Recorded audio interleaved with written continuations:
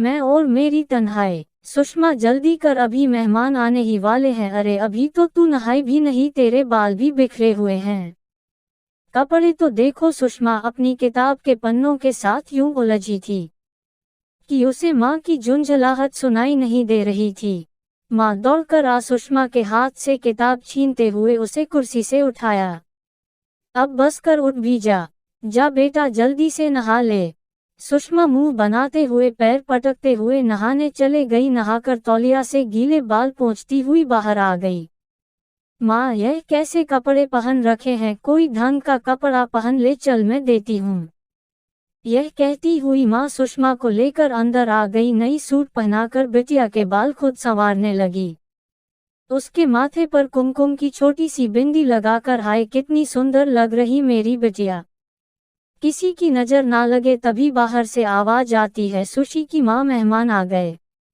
सुषमा कुछ समझ पाती कि आनन फानन में खबर मिली कि हमारी सुषमा उनको बहुत पसंद आई। वो लोग शादी का दिन अगले महीने की 28 तारीख को रखे हैं। चलो सुशी की माँ, बहुत सारी तैयारियां करनी है, रिश्तेदारों को निमंत्रण भेजना है। सुषमा कमरे में पहुंच बुत सी बनी कुर्सी पर बैठ गई और अपनी किताबों को ध्यान से देखने लगी। उसकी आंखों से झरझर आंसू बहने लगे।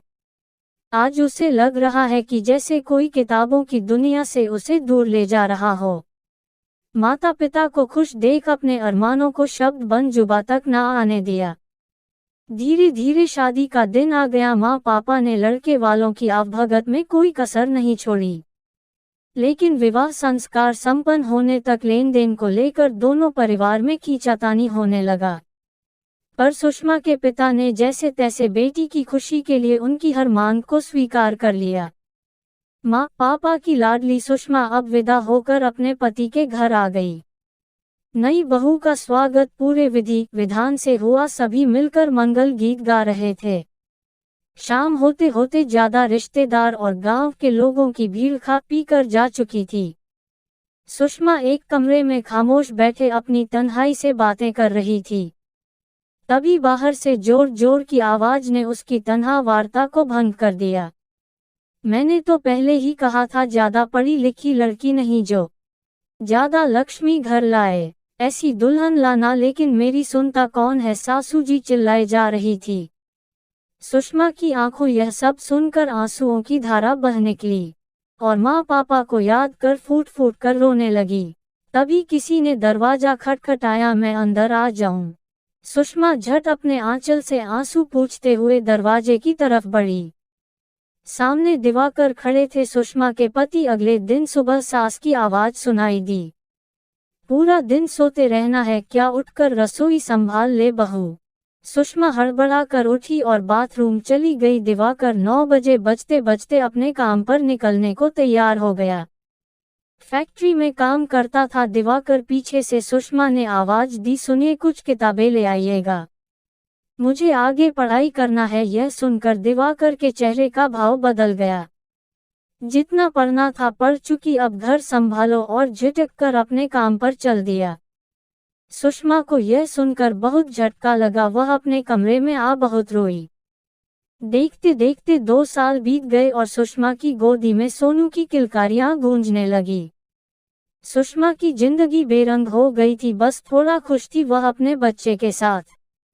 आज काफी दिन बाद सुषमा के पिता उससे मिलने आए। सुषमा की खामोशी और तन्हाई को पापा पहले ही भांप चुके थे। सुषमा से विदा लेते वक्त पापा ने मोबाइल फोन सुषमा की हथेली पर रखकर कहा, सुषमा, यह लो अपने पंख और आसमान में उड़ने की कोशिश करो। आज वह बहुत खुश थी। पूरे 2 साल 4 माह बाद इतनी खुश थी। सारे काम झटपट खत्म कर अपने कमरे में आ गई। आज वो तन्हा नहीं, उसका हमजोली मिल गया था। सुषमा खूब मन से फोन पर पढ़ाई करने लगी। आज उसकी तन्हाई उसके पंखों को हवा दे रहे थे। पूरे 3 साल तक वह ऐसे ही छुप छुप के तैयारी करती रही। फिर एक दिन पापा से बात कर यूपीएससी का फॉर्म भरा दिया और अब वह पेपर देने के लिए तैयार थी। लेकिन कैसे, घरवाले तो ले नहीं जाएंगे। पापा से फोन पर बात कर सुषमा ने रास्ता निकालने का प्रयास किया। अगली सुबह पापा घर आ गए। चल बेटी, माँ की तबीयत ठीक नहीं है। बड़ी मुश्किल से सास ने इजाजत दी। सुषमा सोनू को ले मां के घर आ गई। बेटी को मां के पास छोड़ अगले दिन सुषमा पेपर देने चली गई। पेपर दे फिर वापस अपने ससुराल आ गई। सुषमा की खुशी का ठिकाना उस पल ना था जब माँ पापा ने सुषमा को प्री पास होने की खुशखबरी दी। और अब तो वह दुगने हौसले से और मेहनत से अपनी तैयारी में लग गई। ऐसे ही छुप के बहाने से मेंस और इंटरव्यू भी दिया। आज रिजल्ट का दिन था। सुषमा ने बिल्कुल उम्मीद ना की थी। वह हुआ अच्छी रैंक के साथ यूपीएससी पास की और कलेक्टर की पोस्ट पर चयन हो गया। सुषमा के घर वालों की आंखें खुली की खुली रह गई।